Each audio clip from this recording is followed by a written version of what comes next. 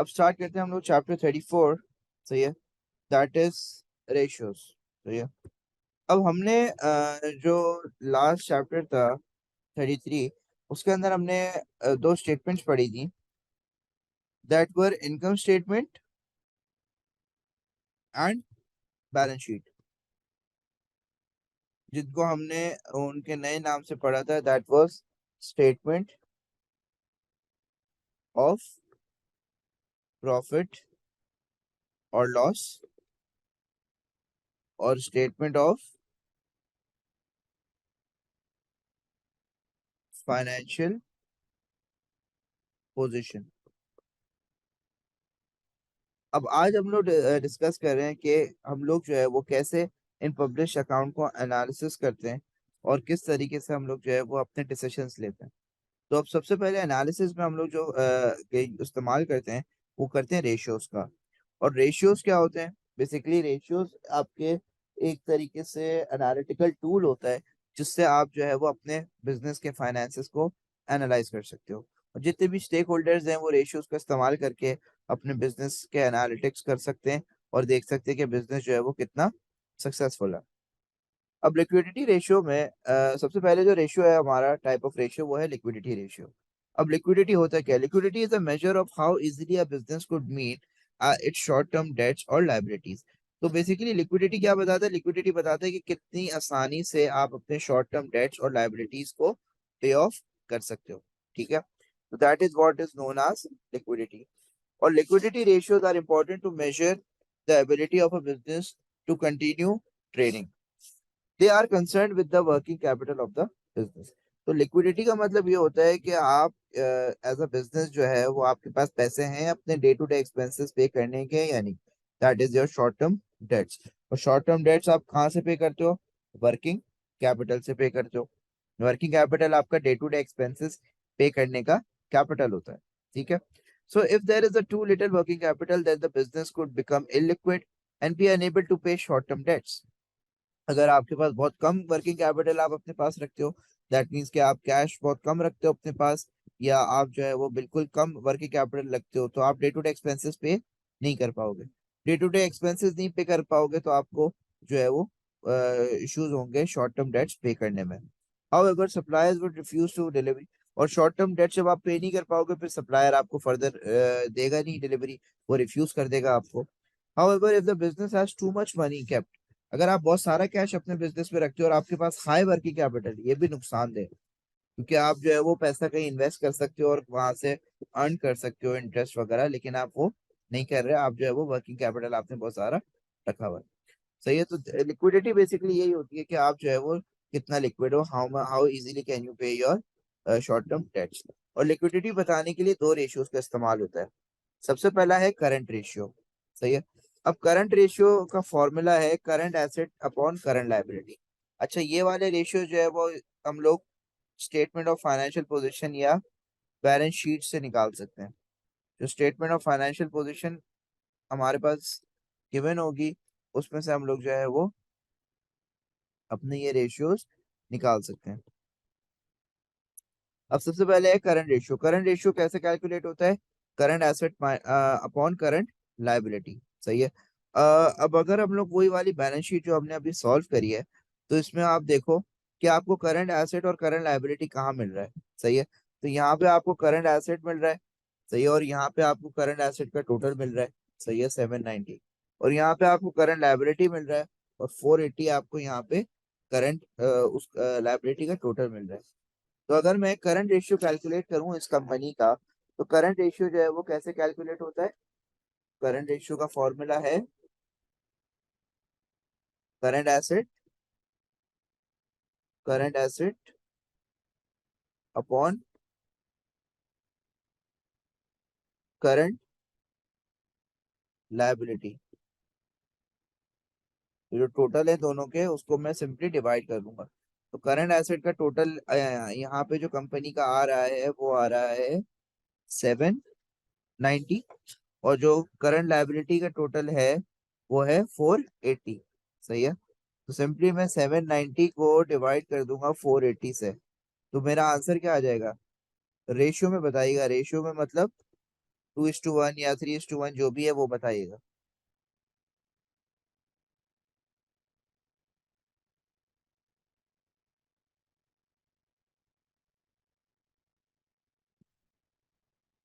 तो ये आ जाएगा आपका 1.64:1। अब ये आंसर आ गया आपका 1.64:1। अब इसका इसका मतलब क्या है, मतलब 1.64:1 का मतलब क्या है? देखें, 1.64:1 का मतलब ये है कि for every $1 owed, the business has $1.64 assets to pay off its liabilities। मतलब अगर मैंने हमजा से उधार लिया है $1 का, तो मेरे पास $1 और 64 रुपीज मेरी जेब में पड़े हुए, तो मैं जो हूँ आराम से हमजा का उधार भी चुका सकता हूँ, और मेरे पास 0.64 सेंट्स बच भी जाएंगे। समझ में आ रही है बात? तो ये आपका जो है वो करंट रेशियो बताता है कि the ability of the business to pay its short term dates.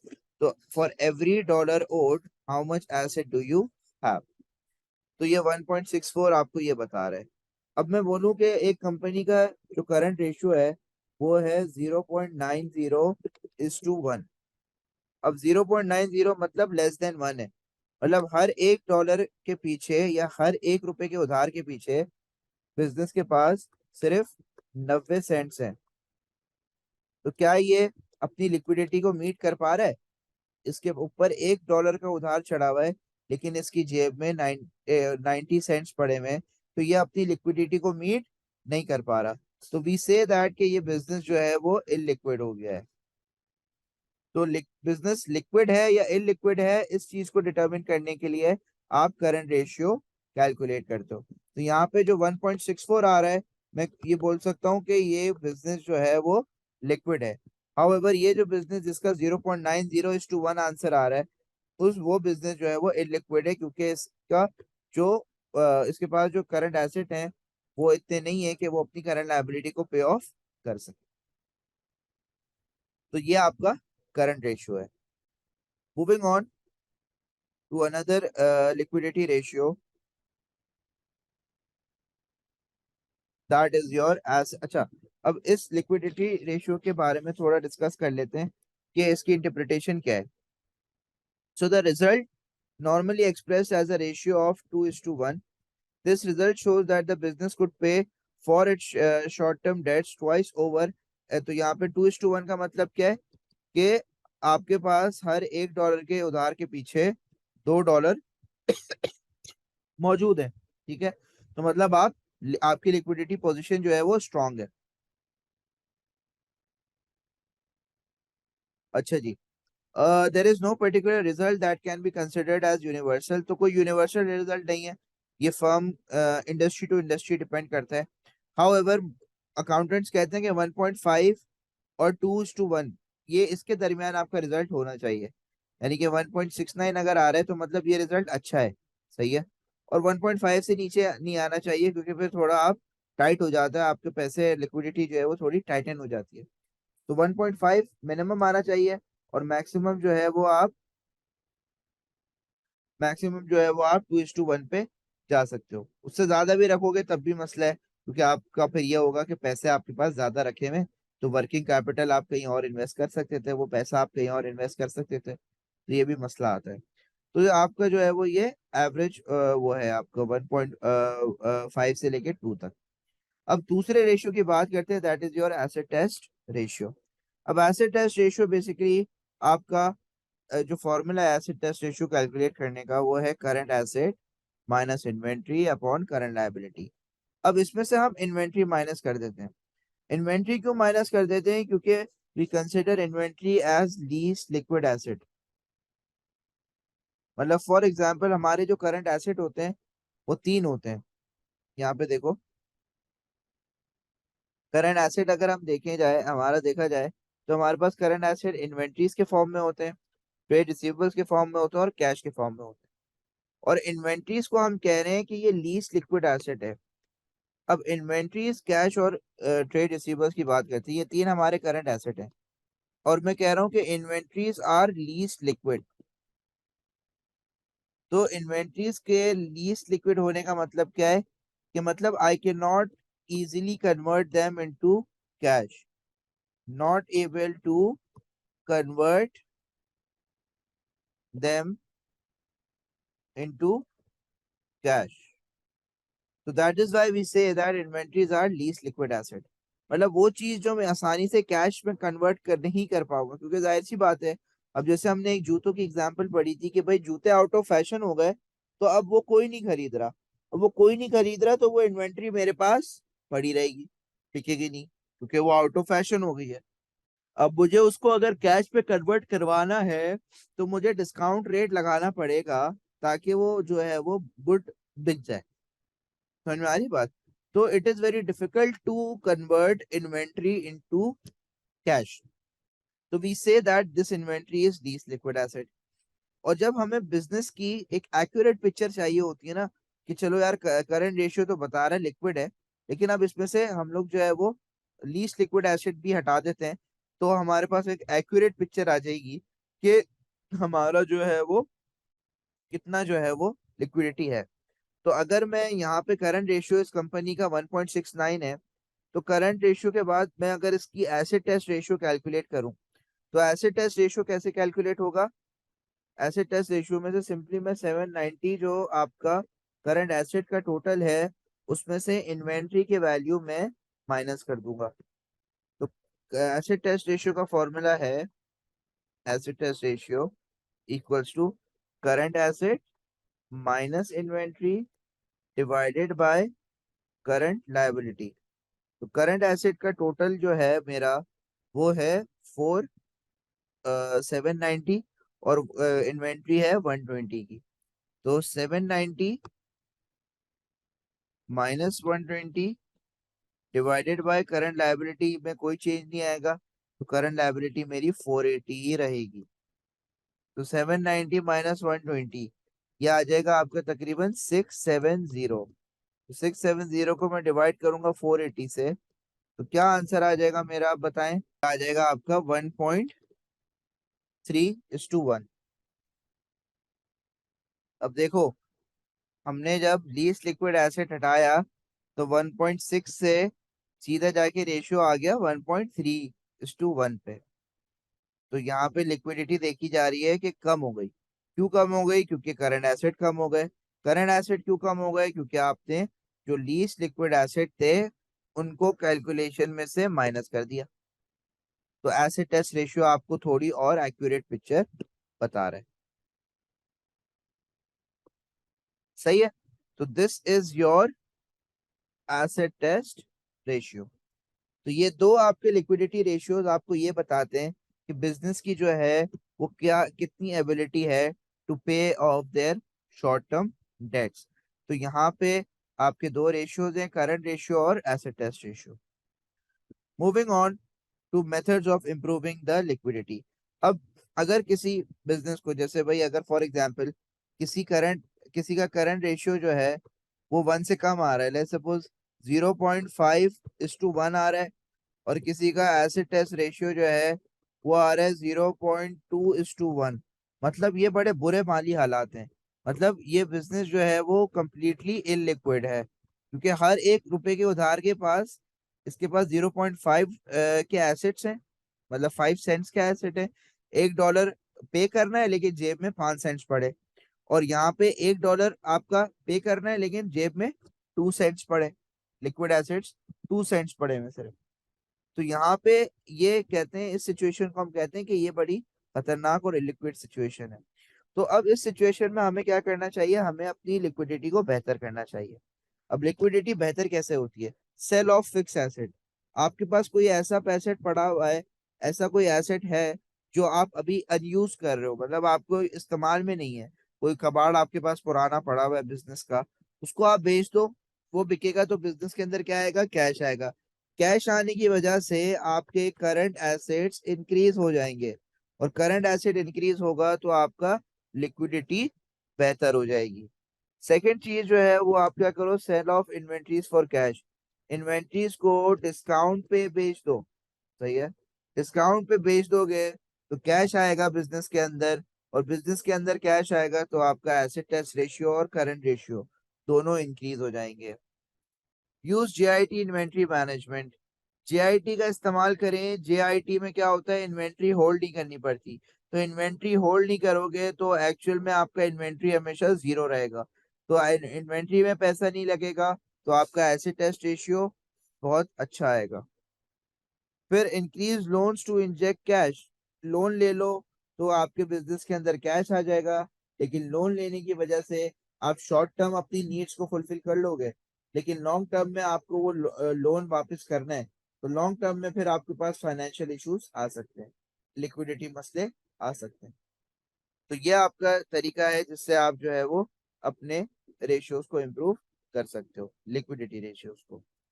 अब चलते हैं, move let's move on to the second type of ratio, that is your profitability ratio.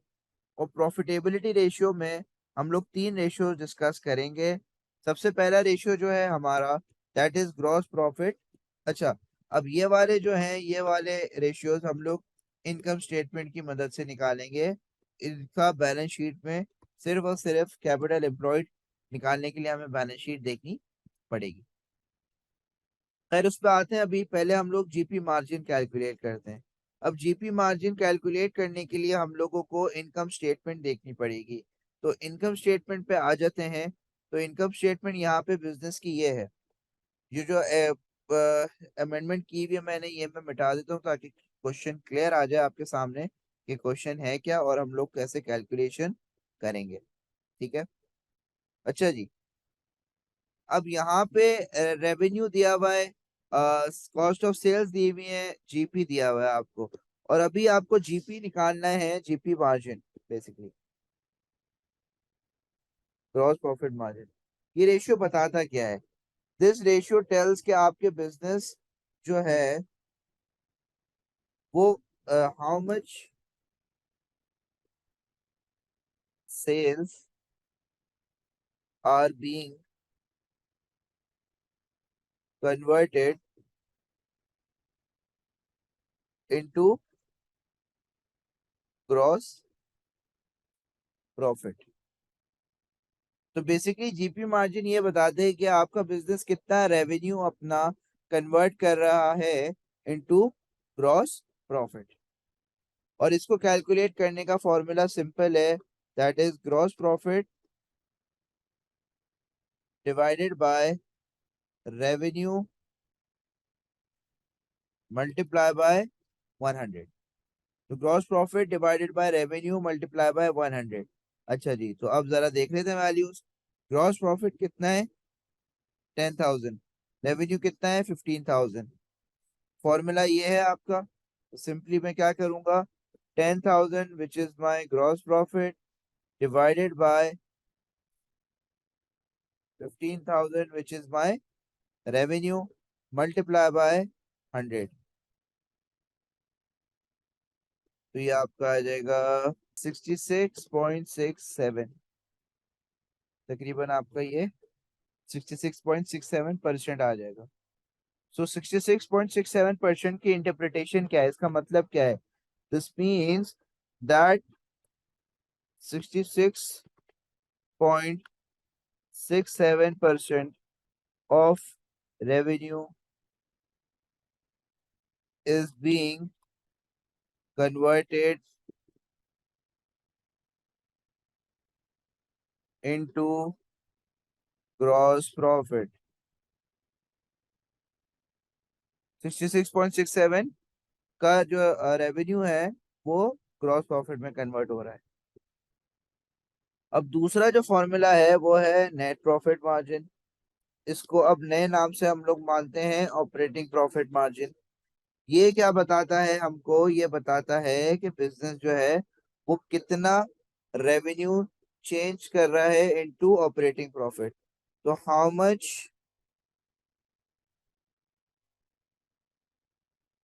revenue is being converted into operating profit। और operating profit निकालने का formula क्या है? Operating profit margin निकालने का formula is simple, that is operating profit. Gross profit margin में हम लोग ऊपर क्या ले रहे थे? Gross profit. तो अब ऑपरेटिंग प्रॉफिट में ऊपर क्या लेंगे? Operating profit divided by revenue. Again हम इसको रेवेन्यू से ही कंपेयर करेंगे, मल्टीप्लाई बाय 100। ऑपरेटिंग प्रॉफिट कितना है हमारा, वो हमें पता चलेगा इनकम स्टेटमेंट से। अच्छा, इनकम स्टेटमेंट देख लेते हैं। इनकम स्टेटमेंट में हमारा ऑपरेटिंग प्रॉफिट यहाँ आएगा, बिल्कुल पहला वाला जो प्रॉफिट होता है ना, प्रॉफिट फ्रॉम ऑपरेशंस, ये हमारा ऑपरेटिंग प्रॉफिट है। कितना है? 6,000। तो ये हम ले लेंगे 6,000। अच्छा, रेवेन्यू हमें पता है कितना है, रेवेन्यू हमारा है 15,000। तो हम ले लेंगे इसको 15,000, तो मल्टीप्लाई कर देंगे इसको 100 से। तो मुझे बताएं क्या आंसर आ रहा है? हमारा आंसर आ जाएगा ये 40%। तो 40% जो है वो आपका ऑपरेटिंग प्रॉफिट मार्जिन है। इसका मतलब क्या है कि आप जो है वो अपने रेवेन्यू का 40% कन्वर्ट कर रहे हो into operating profit margin. That means सिर्फ 60% आपका खर्चा हो रहा है, एक्सपेंसेस में जा रहा है, कॉस्ट ऑफ सेल्स में जा रहा है, और जो रेवेन्यू बच रहा है और वो ऑपरेटिंग प्रॉफिट बच रहा है, वो कितना बच रहा है?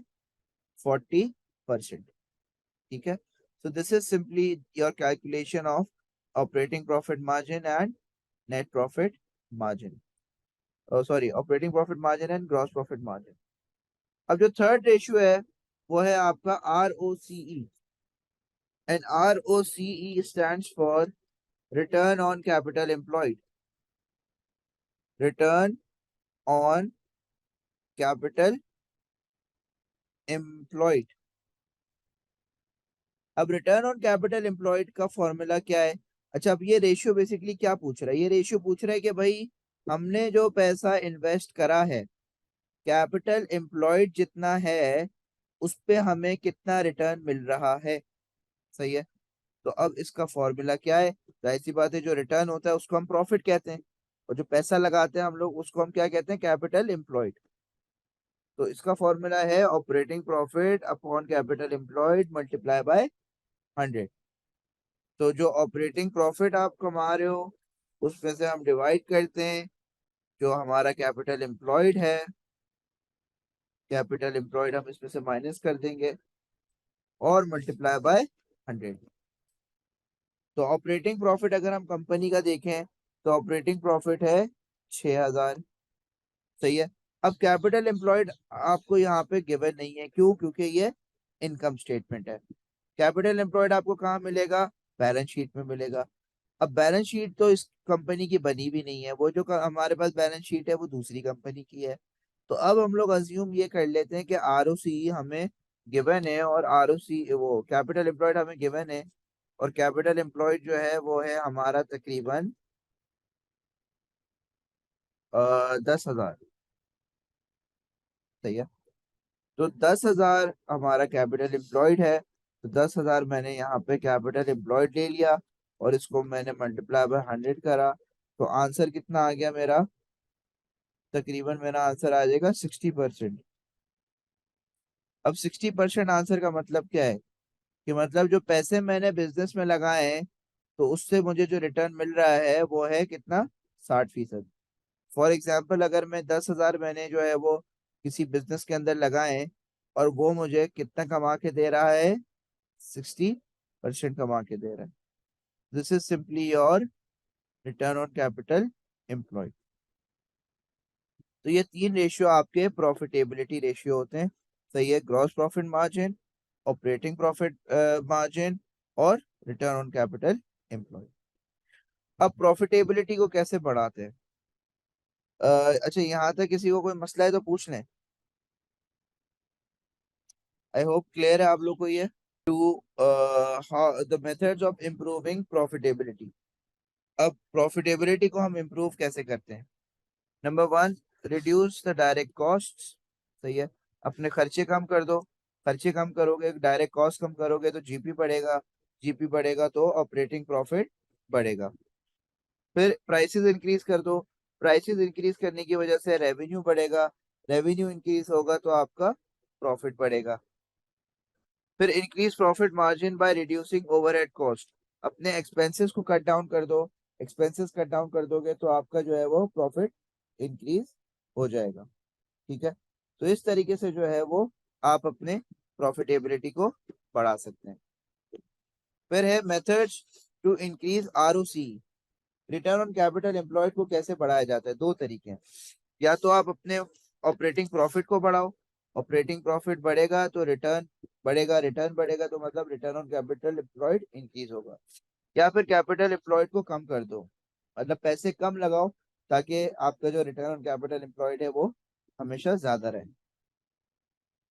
तो ये आपकी जो है वो प्रॉफिटेबिलिटी रेशियो है। फिर उसके बाद हम लोग आगे बात करते हैं,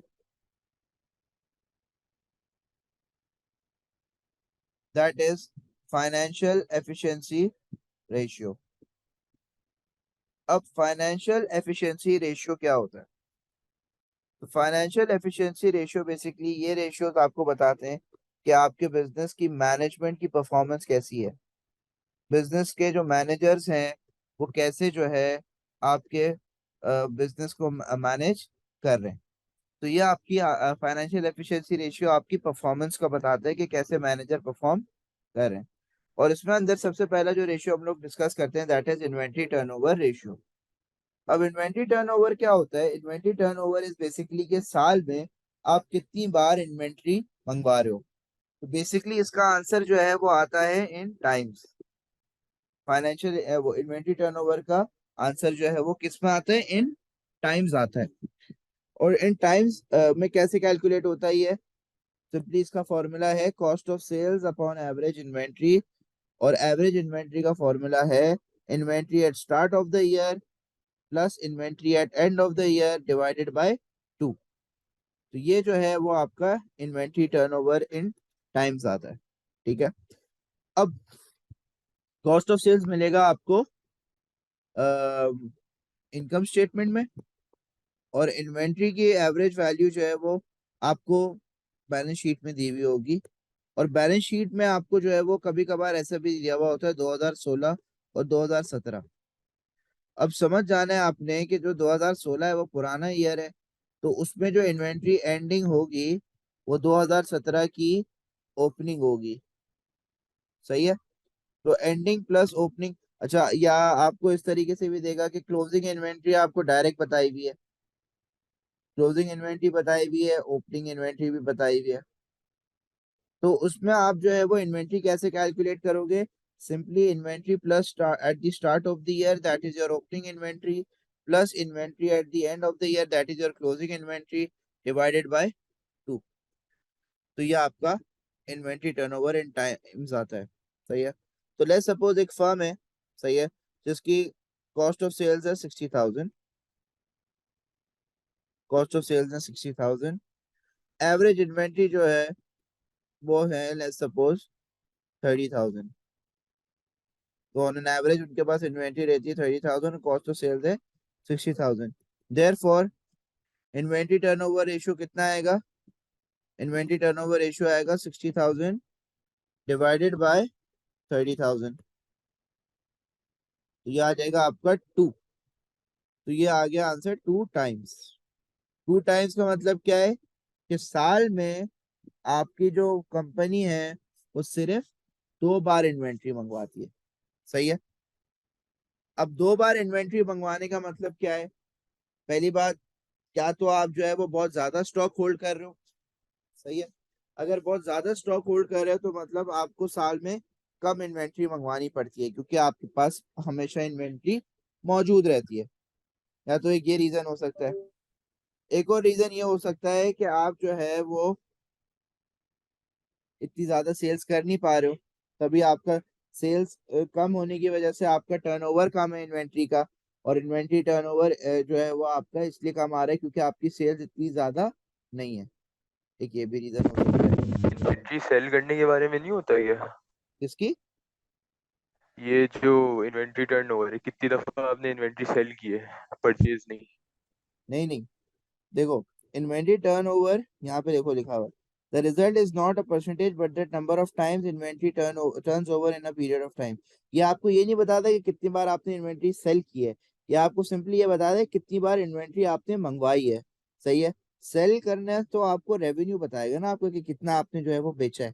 सही है। तो एक साल में आपने कितनी बार इन्वेंट्री मंगवाई है? 2 दफा इन्वेंट्री मंगवाई है। So the higher the number, the यहाँ पे देखें, the higher the number, the more efficient the managers are in selling inventory rapidly. Very efficient management by using GIT will have a high rate of inventory turnover. Basically 2 दफा अगर आप inventory मंगा रहे हो that means कि साल में आप जो आपके जो मैनेजर हैं वो बहुत स्लो काम कर रहे हैं और वो बहुत उनकी सेल्स जो है वो बहुत कम है। सही है। जो मेरा दूसरा पॉइंट था वो यही था कि आपकी जो सेल्स हैं वो बहुत कम है जिसकी वजह से मैनेजर जो है वो बेच नहीं पा रहे इन्वेंट्री, और आप बहुत साल में सिर्फ 2 मरतबा इन्वेंट्री मंगवा रहे हो। अब लेट्स सपोज एक फर्म है, उसका इन्वेंट्री टर्नओवर आता है लेट्स सपोज 50 टाइम्स। अब 50 टाइम्स का मतलब क्या है कि साल में 50 मरतबा इन्वेंट्री मंगवा रही है फर्म। तो 50 मरतबा इन्वेंट्री मंगवाने का मतलब यह है कि उस इन्वेंट्री की मैनेजर्स बहुत एफिशिएंटली काम कर रहे हैं। उस बिजनेस के जो मैनेजर्स हैं वो बार बार इन्वेंट्री मंगवा रहे हैं। तो मतलब उस बिजनेस की जो सेल्स हैं वो बहुत ज्यादा हैं। ठीक है। तो this is what inventory turnover ratio is, कि आपका जो है वो साल में मैनेजर कितनी बार जो है वो इन्वेंट्री रीऑर्डर करता है या इन्वेंट्री अपने सप्लायर से मंगवाता है। Moving on to trade receivable turnover. Trade receivable turnover जो है वो होता है आपका, ये बताता है कि कितने दिन में आपका जो कस्टमर है वो आपको पैसे वापस कर देता है, कि how many days it takes for a customer to pay off your debt. ठीक है। और बेसिकली बिजनेस जो है जब कस्टमर से पैसे मांगता है, सही, जब कब मांगता है? जब वो क्रेडिट सेल करता है। मतलब अगर आपने किसी को क्रेडिट सेल पे बेचा है, मतलब आप पैसे उससे बाद में ले रहे हो, तो उस टाइम पे आपका रिसीवेबल क्रिएट होता है, और वो जब आपको पैसे दे देता है तो आप उस रिसीवेबल को एंड कर देते हो। अब वो कितने दिन में पैसा दे रहा है दैट डिपेंड्स। सही है। और वो कैलकुलेट करने के लिए आप जो है वो इसका फॉर्मूला इस्तेमाल करते हो, that is trade receivables upon credit sales multiply by 365। 365 से हम डेज में आंसर लाने के लिए मल्टीप्लाई करते हैं ट्रेड रिसीवेबल्स का टोटल और क्रेडिट सेल्स का टोटल। ठीक है। तो फॉर एग्जांपल एक बिजनेस है जिसके रिसीवेबल्स जो है वो 50,000 है और रेवेन्यू जो है वो लेट्स सपोज 100,000 है। ये क्रेडिट सेल्स है ये हमारी। देयरफॉर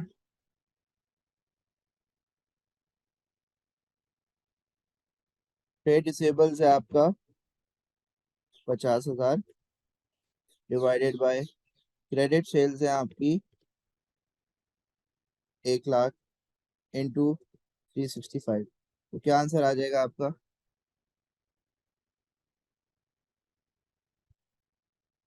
तकरीबन आपके 155। हाँ, 155 ले लेते हैं आज लोग। तो 155 डेज। अब इसका मतलब क्या है? इसका मतलब ये है कि आपका जो ट्रेड रिसीवेबल है वो आपको 155 दिन बाद पेमेंट करता है, कि लाइक ऑलमोस्ट 6 मंथ्स बाद जो है वो आपको पेमेंट करता है। ठीक है। तकरीबन 6 महीने बाद जो है वो आपके पास पेमेंट आती है।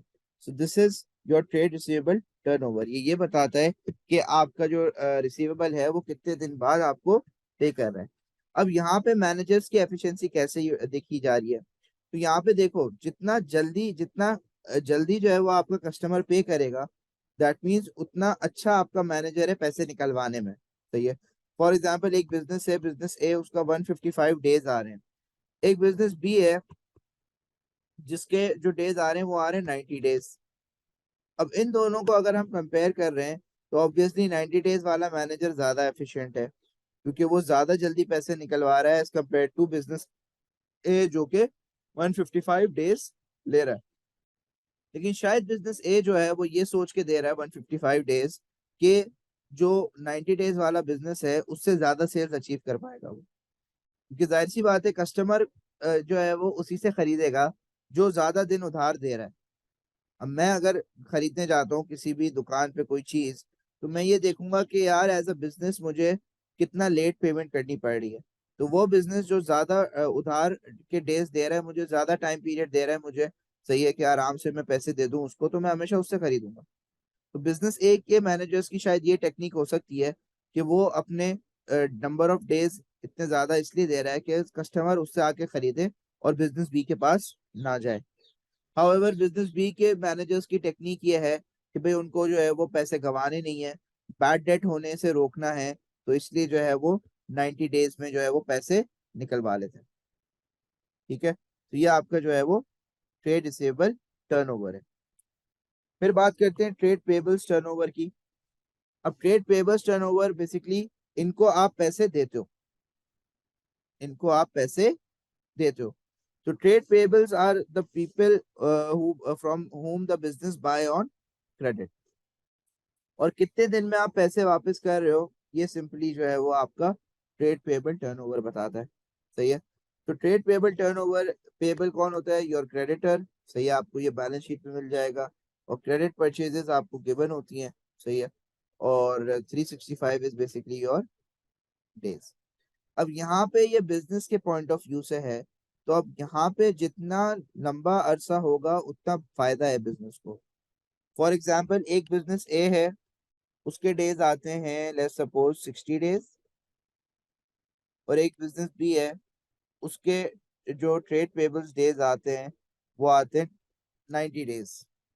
अब दोनों बिजनेस में से सही है कैश फ्लो सबसे अच्छा होगा बिजनेस बी का, क्योंकि ये अपनी पेमेंट्स डिले कर रहा है, सप्लायर्स को डिले कर रहा है पेमेंट्स, 90 दिन बाद जाके पैसे देता है।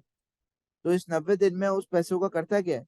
उस पैसे को वो रोल कर सकता है, इन्वेस्ट कर सकता है, कुछ और चीजें खरीद सकता है, ये सारी चीजें।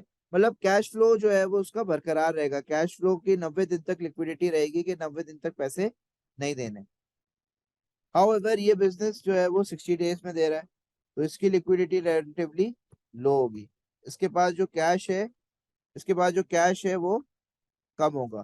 क्यों? क्योंकि ये बहुत जल्दी अपने क्रेडिटर को पैसे वापस कर रहा है, अपने पेएबल को पैसे वापस कर रहा है।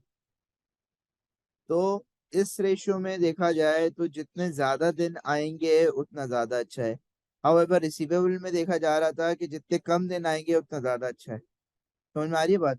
तो दोनों में आपके मैनेजर्स की एफिशिएंसी देखी जा रही है कि मैनेजर्स अगर यहाँ पे जल्दी पैसे दे रहे हैं तो शायद उनको इसलिए ये डर है कि डिस्काउंट मिल रहा था, डिस्काउंट मिल रहा था तो बिजनेस ए वाले को डिस्काउंट मिल रहा था, अगर वो 60 दिन में पैसे दे दे तो बिजनेस ए ने जो है वो जल्दी से पेमेंट कर दी ताकि डिस्काउंट मिल जाए।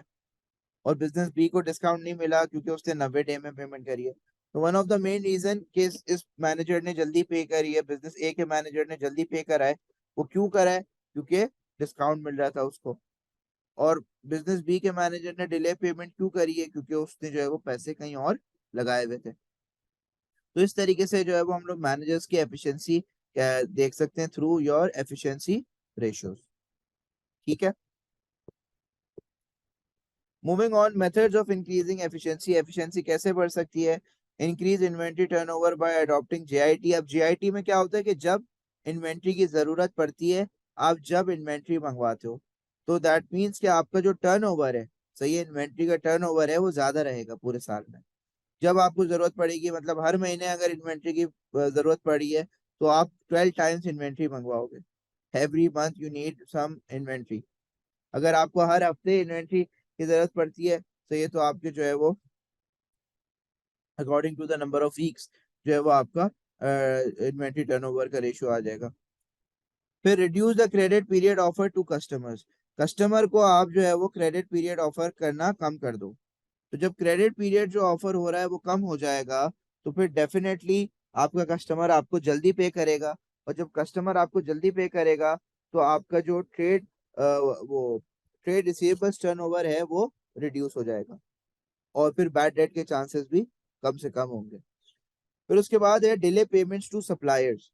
अपने सप्लायर को जो है वो पैसे देना डिले कर दो। तो जब पैसे आप डिले करोगे अपने सप्लायर को देना, डेफिनेटली सप्लायर जो है वो उस तक पैसे लेट तो पहुंचेंगे, लेकिन ये है कि कैश बिजनेस के अंदर ज्यादा रहेगा। जैसे बिजनेस भी 90 डेज में दे रहा था, तो उसके पास कैश जो था बिजनेस के अंदर वो 90 डेज तक रह रहा था। ठीक है। तो ये दो तरीके, तीन तरीके हैं जिससे आप अपने फाइनेंशियल एफिशिएंसीज को इम्प्रूव कर सकते हैं। Moving on to another ratio, that is your gearing ratio. और गियरिंग रेशियो में हम लोग जो है वो ये कैलकुलेट करते हैं कि business, the gearing ratio measures the degree to which the capital of a business is finance from debts. कि बिजनेस पे कितना लॉन्ग टर्म डेट चढ़ा हुआ है। सही है। तो basically how much debt the business owes is basically your liquidity gearing ratio. तो गियरिंग की एग्जांपल मैं अक्सर ये देता हूँ कि लेट्स सपोज बिजनेस एक बॉक्स है, और एक हाईली, अब देखो बिजनेस या तो हाईली गियर्ड होता है, हाईली गियर्ड होता है या तो लो गियर्ड होता है। हाईली गियर्ड मतलब, हाईली गियर्ड का मतलब यह है कि आपका कैपिटल कंप्लीटली किस पे है, लोन पे है। Capital is finance by completely on loan. क्या आपने बिजनेस स्टार्ट करा है ना, तो पूरा बिजनेस का जो पैसा है वो लोन से लिया है आपने, बैंक से लिया है आपने। और लो गियर्ड मतलब कि कुछ आपने लोन लिया है और कुछ जो है वो आपने अपने सेविंग लगाई है। लेट्स सपोज 80% आपने अपनी सेविंग लगाई है और 20% जो है वो लोन है। ठीक है। तो उसको हम कहते हैं ये बिजनेस लो गियर्ड है। अच्छा, तो अब ये एक बिजनेस को मैं अज्यूम करता हूँ एक बॉक्स है। सही है। और बॉक्स पे अगर आप लोन लेते हो लेट्स सपोज, तो वो लोन जो है वो एक जंजीर की तरह इस बॉक्स पे आ जाता है। और जब तक आप वो लोन लोन पे ऑफ नहीं करोगे, ये जंजीर जो है वो खुलेगी नहीं। और जैसे जैसे बिजनेस लोन लेता रहेगा, वैसे वैसे जंजीरें जो है वो इस बिजनेस के ऊपर बनती रहेंगी। और इसी तरह जब तक वो एक नहीं खोलेगा तो दूसरी नहीं खोलेगी, दूसरी नहीं खोलेगा तो तीसरी नहीं खोलेगी। ये मतलब कि वो जगड़ता जा रहा है बिजनेस ना। बिजनेस के पास फ्लेक्सिबिलिटी कम होती जा रही है, फाइनेंशियल फ्लेक्सिबिलिटी कम होती जा रही है। समझ में आ रही है बात। तो इसी तरह गियरिंग का कॉन्सेप्ट है कि गियरिंग जितना हाई होगा उतना ज्यादा जो है वो बिजनेस रिस्की होगा, और जितना कम गियर्ड होगा उतना ज्यादा बिजनेस लेस रिस्की होगा। हाई गियर्ड में रिस्क ज्यादा क्यों है? क्योंकि बिजनेस का सारा कैपिटल बैंक से है। इन केस अगर बिजनेस बंद हो जाता है तो सारा बिजनेस जो है वो बिक जाएगा और सारा पैसा बैंक के पास चला जाएगा। हाउएवर जो लो ग्रेड बिजनेसेस होते हैं वहां पे रिस्क कम होता है, क्योंकि वहां पे ज्यादातर ओनर ने अपने पैसे लगाए हुए होते हैं, ज्यादातर अपनी जेब से जो है वो पैसे लगाए हुए होते हैं या किसी इन्वेस्टर के थ्रू। तो उसके अंदर इतना ज्यादा मसला नहीं होता। A highly geared business runs the risk of not being able to repay debts or the interest on them, especially if profits fall significantly. तो हाईली गेयर्ड बिजनेस का मसला ये होता है कि they are unable to pay their short term long term debts. अच्छा, gearing ratio निकालने का फॉर्मूला क्या है? गेयरिंग रेशियो का फॉर्मूला है simple, non current liabilities upon capital employed, जो पैसा लगाया आपने इन्वेस्ट करा है, मल्टीप्लाई बाय 100। सही है। और इसका परसेंटेज मतलब अगर 10% आ रहा है तो मतलब लो गेयर्ड है, और अगर 60% आ रहा है तो मतलब हाईली गेयर्ड है। तो इसका परसेंटेज के हिसाब से आंसर आता है। ठीक है। तो ये आपका गियरिंग रेशियो, और ये आपको बताता है कि आपकी एबिलिटी कितनी है to pay off your debts. तो the ratio show the extent to which the company's capital employed is finance from external long term borrowing. ये आपको बताता है कि कितना आपका कैपिटल एम्प्लॉयड मतलब कितना आपने पैसा जो है वो बोरिंग करके बिजनेस के अंदर लगाया है। So how much borrowing, external borrowing is done in the business. फिर the ratio shows the extent to which the companies, एक minute, the ratio shows to the extent to which the company's capital employed is financed from external long term borrowing. तो ये point मेरे ख्याल से repeat हो गया है, ये एक बार लिखना था खैर। फिर debts have to be repaid eventually and the need to pay back high debts could leave a business with low liquidity. तो यहाँ पे ये है कि आपके डेट्स जो है वो आपको पे ही करने पड़ते हैं। सही। और डेफिनेटली जब आप ज्यादा से ज्यादा जो है वो लोन लेते रहोगे तो आपका गेयरिंग रेशियो भी बढ़ता रहेगा और आपकी लिक्विडिटी भी कम होती रहेगी। A low gearing ratio is an indication of a safe business strategy. एक लो गेयरिंग रेशियो जो है वो ये इंडिकेट करता है कि बिजनेस बिल्कुल सेफ खेल रहा है, बिजनेस जो है वो लोन वगैरह नहीं ले रहा। हाउएवर वो इन्वेस्टर को ये भी सजेस्ट कर रहा है कि अगर आप लोन वगैरह नहीं ले रहे मतलब आप ग्रोथ नहीं कर रहे हो, सही है। तो अगर एक इन्वेस्टर है वो देखेगा कि आपका गियरिंग रेशियो बहुत कम है, तो वो ये अज्यूम कर लेगा कि आप जो है वो अपने आप को ग्रो नहीं कर रहे। आप ग्रोथ के लिए आपको पैसा चाहिए, आप बैंक के पास नहीं जा रहे पैसा लेने के लिए।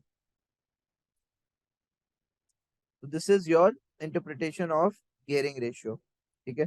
अब methods of improving your gearing, अब गियरिंग जो है वो कैसे इंप्रूव हो सकती है। Number one, sell more shares and use the capital raise to pay back loans.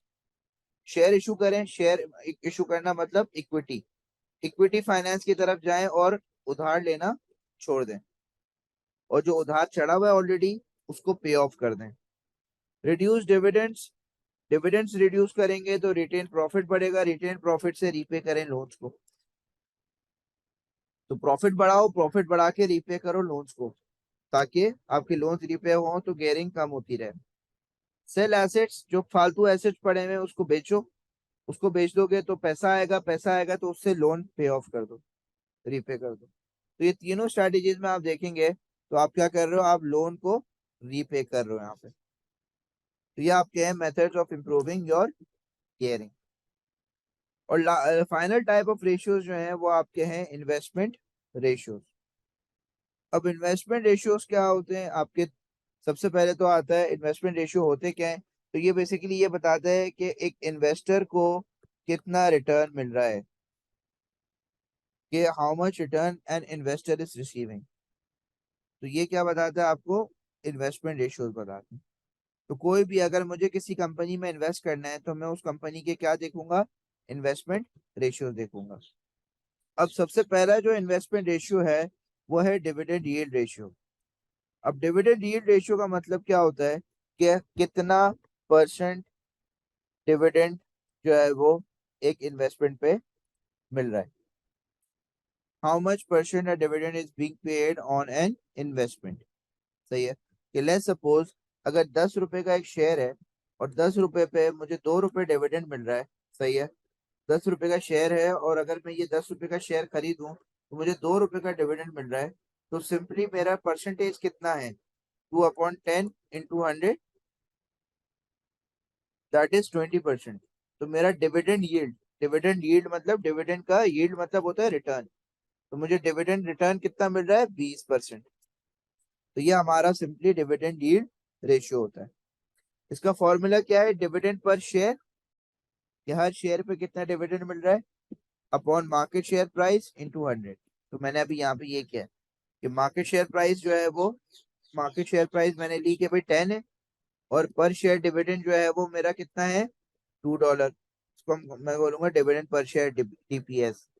और मैंने क्या करा, डिविडेंड पर शेयर को डिवाइड करा मार्केट शेयर प्राइस से, उसको मल्टीप्लाई करा 100 से, तो 20% आ गया। तो मतलब एक कंपनी जो है वो आपको 20% रिटर्न दे रही है। 20% return is a high return और मैं उस कंपनी में इन्वेस्ट कर लूंगा। अच्छा, डिविडेंड पर शेयर कैसे निकालते हैं, कभी कभार आपको डिविडेंड पर शेयर निकला हुआ नहीं होता। तो उसका सिंपल फॉर्मूला है कि डिविडेंड पर शेयर, पर शेयर का मतलब ये है कि जितने डिविडेंड आपने पे करे ना, जितने टोटल आपने डिविडेंड पे करें वो आपको इनकम स्टेटमेंट से मिल जाएंगे। उसको आप डिवाइड कर दोगे from the total number of shares issued. तो total number of shares issued भी आपको गिवन होगा बैलेंस शीट में, तो उसको आप सिंपली जो है वो नंबर ऑफ इशूड शेयर से डिवाइड कर दोगे, तो आपके पास पर शेयर डिविडेंड आ जाएगा। लेट्स सपोज अगर मैंने 5,000 शेयर इशू करे मैं मार्केट में, और मैंने इस 5,000 के शेयर पे लेट्स सपोज 10,000 का डिविडेंड दिया है, सही है। तो देयरफॉर मेरा डिविडेंड पर शेयर कितना है, डिविडेंड पर शेयर कितना आ जाएगा मेरा, 10,000 जो टोटल डिविडेंड दिया है डिवाइडेड बाय 5,000 जो मेरे नंबर ऑफ शेयर्स मार्केट में इशूड है। तो टोटल जो है वो मेरा आ जाएगा $2। दैट मीन्स कि हर एक शेयर पे मैंने $2 का रिटर्न दिया है। तो ये सिंपली डिविडेंड यील्ड बताता है। अब जितना ज्यादा होगा ना डिविडेंड यील्ड, उतना ज्यादा इन्वेस्टर अट्रैक्ट होगा और उतना ज्यादा जो है वो शेयर्स खरीदेगा कंपनी के। Moving on to dividend cover ratio. अब डिविडेंड कवर रेशियो क्या होता है, डिविडेंड कवर रेशियो ये बताता है आपको कि आप कितना प्रॉफिट अर्न कर रहे हो कि आप जो है वो डिविडेंड अपने पे कर सको। अब ये किसी भी कोई भी इन्वेस्टर अगर जो है वो किसी भी फर्म में इन्वेस्ट करना चाह रहा है, तो वो ये देखेगा कि वो जो फर्म है वो इनफ प्रॉफिट कर रही है कि वो साल में डिविडेंड दे सके। मतलब मिसाल के तौर पे लेट्स सपोज अगर मेरा प्रॉफिट 60,000 है, सही है, और मैं हर साल जो है वो 10,000 के डिविडेंड दे रहा हूँ, तो साल में मैं तकरीबन 6 टाइम्स डिविडेंड दे सकता हूँ। ऐसा ही है कि मैं इतना प्रॉफिट अर्न कर रहा हूँ कि मैं ऑलमोस्ट साल में 6 मरतबा डिविडेंड दे सकता हूँ। मतलब 6 times I am earning more than the dividend that I am paying. So as a investor मैं देखूंगा कि यार चलो ये प्रॉफिट अच्छा कर रहा है, कि मतलब इतना है कि 6 टाइम्स ये मोर दे सकता है, तो कभी भी जो है वो मेरा डिविडेंड नहीं रुकेगा। तो डिविडेंड कवर रेशियो हमें एक इन्वेस्टर को ये पॉइंट ऑफ व्यू देता है कि भाई आपकी कंपनी जितना प्रॉफिट कर रही है वो कितने टाइम्स जो है वो एक साल के अंदर लोन वो डिविडेंड दे सकती है। तो अब जैसे ये 6 टाइम्स आ गया, लेट्स सपोज एक कंपनी है वो 2 टाइम्स दे सकती है, तो मैं एज अ इन्वेस्टर में 6 टाइम्स वाले में इन्वेस्ट करूंगा। क्यों? क्योंकि ये जो है इसका प्रॉफिट ज्यादा है एज कम्पेयर टू इसका प्रॉफिट कम है। तो हो सकता है ये किसी साल मुझे डिविडेंड ना दे, लेकिन इसका प्रॉफिट 6 टाइम्स आ रहा है, तो दैट मीन्स कि ये मुझे डिविडेंड हमेशा देगा। और इसी जो आपके फाइना वो इन्वेस्टर्स रेशियो है, इसमें जो आखिरी रेशियो है वो है price earning ratio, PE ratio. और प्राइस अर्निंग रेशियो जो है वो आपका कैलकुलेट होता है market share price divided by earning per share. क्या आपके मार्केट में कितनी शेयर प्राइस है आपकी, उसको डिवाइड करते हो कि आप कितना अर्न कर रहे हो पर शेयर। ये भी एक एनालिटिकल शेयर है। आप वो शेयर को एनालाइज करने के लिए इन्वेस्टर इस्तेमाल करता है। इसके अंदर इन्वेस्टर ये देखता है कि जो मार्केट प्राइस मैं दे रहा हूँ उस हिसाब से कंपनी कितना अर्न करके दे रही है मुझे। तो दिस रेशियो शुड नॉट, अच्छा अब ये रेशियो जो है वो बेसिकली दूसरी कंपनीज के साथ या जो है इन द सेम इंडस्ट्री जो है वो एज इन्वेस्टर्स में have different levels of optimism about the prospects of different. तो बेसिकली ये रेशियो ज्यादातर कंपैरिजन के लिए इस्तेमाल नहीं होता, ये सिर्फ कंपनी की परफॉर्मेंस देखने के लिए एनालाइज किया जा रहा होता है। तो सिंपली इसमें आप मार्केट शेयर प्राइस दी भी होगी आपको, let's suppose $10 market share price है, और अर्निंग पर शेयर जो है वो आपकी लेट्स सपोज $5 है, तो आपका जो पीई रेशियो आ जाएगा वो आ जाएगा 2:1। दैट मीन्स कि हर $2 की इन्वेस्टमेंट पे कंपनी $1 कमा रही है। कि अगर आप किसी एक कंपनी में $2 इन्वेस्ट करोगे, मार्केट शेयर प्राइस क्या बताता है? ये बताता है ना कि भाई कितने पैसे इन्वेस्ट करने चाहिए आपको एक उसमें, और क्या वैल्यू है इस फर्म की। तो अगर आप ₹10 वाला जो शेयर खरीदोगे ना, तो उस ₹10 पे ये ₹5 कमा के दे रहे हैं। दैट मीन्स कि अगर आप ₹2 का एक शेयर खरीदोगे तो ये उस ₹2 के शेयर पे आपको ₹1 कमा के देगा। और अर्निंग पर शेयर है, तो earning per share definitely, earnings क्या होती है आपकी? प्रॉफिट। प्रॉफिट को आप डिवाइड करोगे किससे? अपने नंबर ऑफ शेयर से, जैसे हम लोग डिविडेंड पर शेयर में कर रहे हैं। तो नंबर ऑफ शेयर से आप डिवाइड कर दोगे तो आपका अर्निंग पर शेयर आ जाएगा। ठीक है, तो ये आपके रेशियोज हैं। रेशियोज में पेपर 3 में जो है वो ज्यादातर जो है वो पूछे जाएंगे रेशियोज। तो ये कैलकुलेशन में, और इनकी कैलकुलेशन में जो है वो आपको जो है वो बस फॉर्मूला याद करने हैं। ठीक है, एक बार फॉर्मूला याद हो गया तो आपको कॉन्सेप्ट समझ आ जाएगा खुद ही। Moving on, methods of improving investor returns. अब इन्वेस्टर्स के रिटर्न कैसे इंप्रूव करें? The most effective way to improve returns to investor is to increase profit। जितने सिंपली प्रॉफिट ज्यादा करोगे इन्वेस्टर को रिटर्न बढ़ेगा, इन्वेस्टर को रिटर्न बढ़ेगा, इन्वेस्टर खुश होगा और इन्वेस्ट करेगा। हाउएवर, मसले क्या आ सकते हैं कि प्रॉफिट तो इंक्रीज करोगे, लेकिन बिजनेस को उसके लिए और एसेट वगैरह खरीदने पड़ेंगे, और एसेट मुफ्ते के तो आएंगे नहीं, तो लोन वगैरह लेना पड़ेगा। लोन वगैरह और बढ़ेगा तो गेयरिंग बढ़ेगी, गेयरिंग बढ़ेगी तो शायद आपका इन्वेस्टर इन्वेस्ट और ना करे। तो if the company directors decide to reduce dividends to increase retained profit। अब अगर आप चलो बोलते हो यार लोन से मैं एसेट नहीं खरीदूंगा, मैं अपने प्रॉफिट से एसेट खरीदूंगा। अब प्रॉफिट से एसेट खरीद रहे हो तो रिड्यूस करने पड़ेंगे डिविडेंड्स। अब डिविडेंड्स रिड्यूस करोगे तो आपका मसला ये आएगा कि शेयर होल्डर नाराज होगा और वो और इन्वेस्टमेंट नहीं करेगा। However, it will obviously reduce returns to shareholders in the short term। If the new investment is expanding the business is successful, then profit should rise in the long term. अब यहाँ पे ये है कि short term में तो नुकसान दे रहा है लेकिन लॉन्ग टर्म में फायदा भी देगा। वो कैसे देगा?